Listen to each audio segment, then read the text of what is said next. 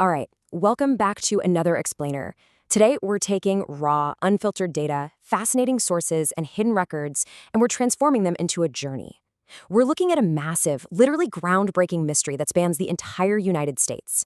I'm talking about subterranean structures, hidden metropolises, the absolute biggest underground cities in every single U.S. state. When you think about the sheer scale of these engineering marvels, from the rocky coastlines of the Northeast all the way to the sprawling deserts of the Southwest, a huge historical question just immediately bubbles to the surface. Why? I mean, what could possibly drive people across totally different geographies and times to just abandon the surface of the Earth entirely? What pushed them to build entirely new lives in the pitch black, miles under the soil? Today, we are strictly focused on the historical reasons behind these underground structures. What is that one central uniting driver for this nationwide descent? Okay, let's dive into this. We're going straight to the historical record, because the source material we're analyzing today gives us an answer that is so incredibly direct, it's going to completely reframe how we look at these spaces. The primary record here is this desperately short, almost fragmented transmission. But right out of the gate, it hits us with a phrase that serves as the single most coherent, undeniable driver for this subterranean migration: heat up here. And, notice what's missing. It doesn't cite shifting politics, there are no failing economies or invading armies mentioned. None of that. It just gives us this stark atmospheric condition. It paints this immediate, terrifying picture of a surface environment that basically became undeniably inhospitable. Now, you might be wondering, come on, surely it's more complicated than that, right? Like a single environmental factor can't be the exclusive focus for building massive underground cities. Well, let's look at the data. 18. I really want you to let that number sink in for a second. In the incredibly brief source transcript we're looking at today, a text that is honestly minimalist to the point of desperation, this staggering number represents the exact frequency of the word heat. 18 times. You see, in data analysis, especially with sparse historical records, extreme repetition like this, it's not a typo. It is a quantifiable historical metric. It's a message desperately trying to reach us across time to tell us exactly what mattered most. When a document is this fragmented, every single word carries monumental weight. And here, all that weight is dumped squarely on one concept: heat. Just heat. When you find a historical source that overwhelmingly, almost rhythmically, points to a single word, you really have to pause and respect the gravity of that. That repetition acts as a relentless catalyst. It tells us that for the architects of these massive cities, the surface temperature wasn't just some casual small talk or a bad summer. It was the defining, inescapable feature of their existence. It was the reason why moving millions of tons of earth and carving out stone became a matter of absolute survival, not just a choice. The data overwhelmingly points to this single environmental factor as the ultimate historical architect of the underground. And as we read deeper into the rhythm of this material, the intensity really ramps up. Heat. We're not talking about a minor inconvenience here. This wasn't a fleeting heat wave you could just wait out indoors. No, this repetition signifies a relentless, escalating historical reality. Imagine a world where the temperature just keeps rising, day after day, year after year. It fundamentally alters how humanity interacts with the surface.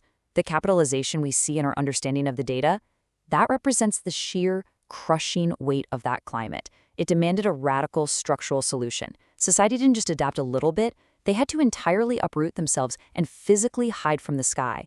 The sheer panic and urgency of that condition is literally baked directly into the repetition. Heat. At this point, we reach this passionate crescendo in the data. The historical signal is absolutely screaming at us. Our source material is completely unambiguous. It leaves zero room, and I mean zero, for alternative interpretations about why populations were forced to abandon the surface of the United States. There is no debate over resources, no mention of societal collapse, just the sun.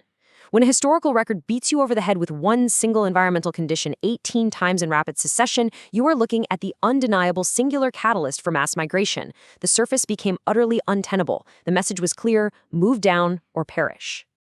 Now, what's really interesting about mapping this out is how staggering the dominance of this single driver actually is.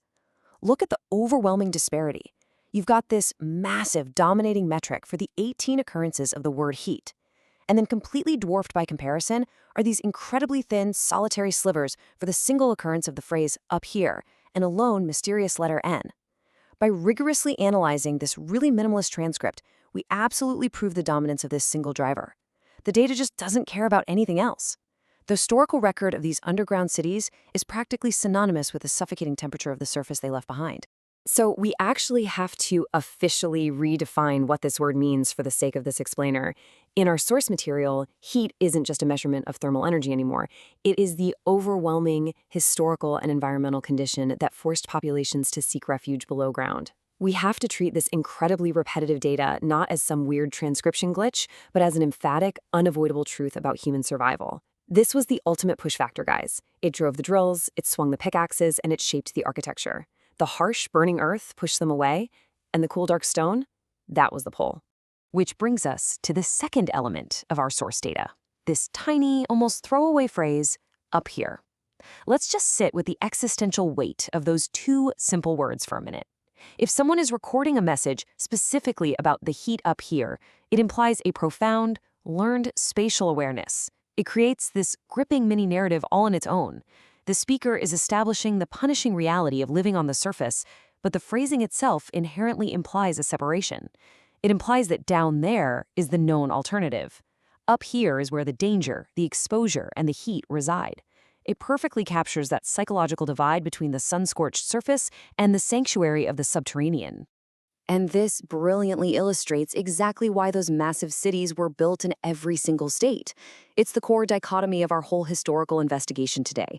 On one hand, you have the harsh reality of up here, a domain of relentless exposure, defined entirely by those 18 desperate, inescapable repetitions of heat.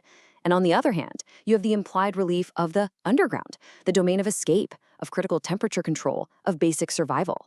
It was a literal nationwide attempt to flip reality upside down, to just leave up here entirely to the elements. But as we move forward, right in the middle of this intense, heat-focused record, we are hit with a sudden, jarring anomaly. The lone letter N, just sitting there in the source text. Heat, heat, heat, N, heat, heat. It's a sudden, unexplainable break in the data. A mysterious variable interrupting this otherwise perfect rhythm of environmental desperation. Now, in any good explainer, we can't just ignore the anomalies to make the story sound cleaner. We have to look at absolutely everything the source gives us, even when it totally complicates the narrative. Since the source material provides absolutely zero elaboration, we have to look impartially at what this N might represent.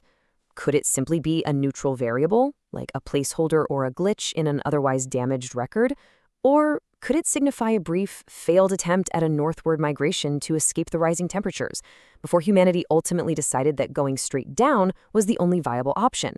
Or maybe it's an entirely unrecorded historical factor, a lost faction, a forgotten leader, a specific location that was just erased by the devastating climate? While we remain completely neutral on which hypothesis is correct, acknowledging this unknown variable adds a layer of deep intrigue, right before we inevitably pivot back to the main undeniable theme that surrounds it. Because ultimately, the crucial point is captured perfectly by the extreme disparity in the data. You've got this towering statistical monument to the word heat, towering over a barely visible metric representing all other data combined. This extreme contrast definitively maps the forced migration across the entire U.S. When you ask why they built the biggest underground cities in every state, you don't need a convoluted geopolitical textbook. You just need to look at the undeniable, overwhelming math of the historical record. They moved downward, away from the sun, because the surface left them absolutely no other choice.